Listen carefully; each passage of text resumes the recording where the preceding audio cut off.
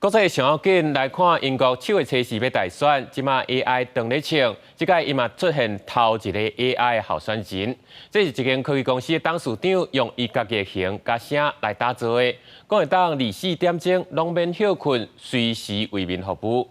时到若真正当选，伊嘛讲伊会代替家己的 AI 去议会做代言人。 人工智慧伫生活应用愈来愈快，就算是伫7月初4举行的英国大选，即马也出现全球第一位 AI 候选人。AI 史蒂夫是由一间科技公司利用董事长史蒂夫恩达克的声音甲虚拟形象所打造出来 AI 候选人，希望会当今年冬天24点钟所集整合民众的意見。 would mean we have better policies and policies for the people by the people. That is exactly our aim. That's exactly what we see as the future.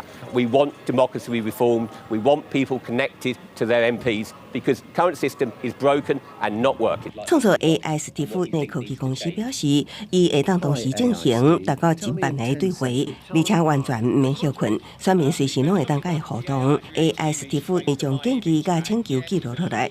将这声音带入国会，为亚线政党斗争的选民提供另外一个选择。史蒂夫表示，若顺利当选，伊会代表 AI 进入议会，也毋过这只是作为代言人的角色。选民对于这款的创新举动看法真无共。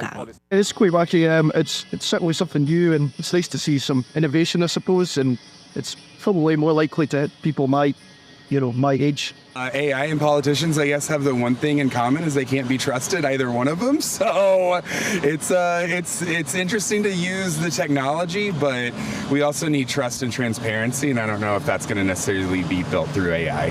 史蒂夫捌伫2002年代表保守党参选议员，也毋过只得到487票。伊强调，家己的观点甲政策一定会甲 AI 史蒂夫有所无同。也毋过，伊会根据 AI 史蒂夫表达的选民想法，伫国会进行投票。公司新闻邓慧仁编译。